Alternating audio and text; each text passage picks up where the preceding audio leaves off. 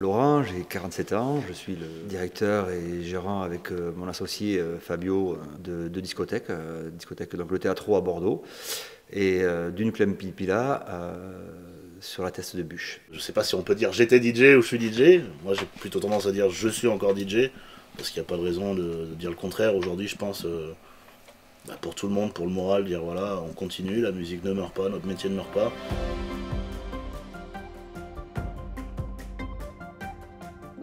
J'ai décidé de renforcer encore les mesures pour réduire nos déplacements et nos contacts au strict nécessaire.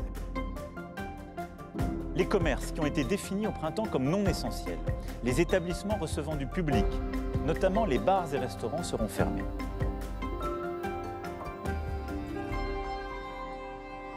Nous, la dernière soirée a été le 13 mars 2020 donc.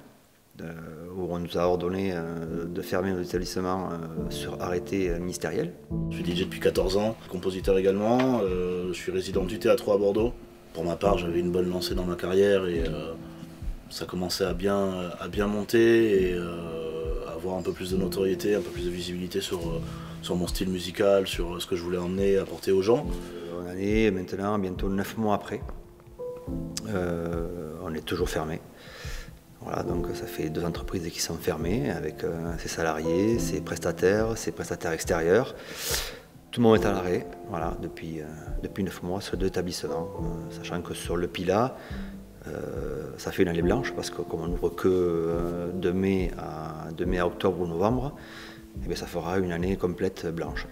J'essaye de lever la tête, ouvrir un ordi et dire bon ben voilà, essaye de faire les choses autrement, que tout le monde l'a fait, je pense un petit peu des vidéos live, tout ça, essayer de se perfectionner là-dedans. Sincèrement, j'y connaissais rien. Les sociétés sont mises à mal, le chômage partiel c'est une chose, ça maintient les salaires à des salariés, mais les charges sur les salaires restent dues. Aujourd'hui un DJ il doit être community manager, il doit être vidéaste, il doit être graphiste. Je pense qu'il faut se servir de tout ça pour justement se dire bon ben ok, on peut plus réellement mixer en boîte, faire rêver les gens, les faire danser, tout ça, mais on peut faire autrement, on peut aussi aider d'autres entreprises grâce à du graphisme ou de la vidéo. On absorbe à peu près un samedi soir entre 32 000 et 35 000 personnes. Cet été, les 32-35 000 personnes, à 2 h du matin, pour les 3/4, étaient dans la rue. Ça va reprendre un jour. Il est impossible dans le monde que le monde de la nuit disparaisse. Ça n'arrivera jamais. Ça sera autrement, ça sera fait autrement peut-être. Il y aura d'autres règles, il y aura d'autres choses mises en place, mais quoi qu'il en soit, notre métier ne mourra pas. Pour l'instant, c'est juste pas compatible avec une situation. La crise sanitaire actuelle, je la considérerais, on va dire, en 2 mots, dramatique et grande mascarade.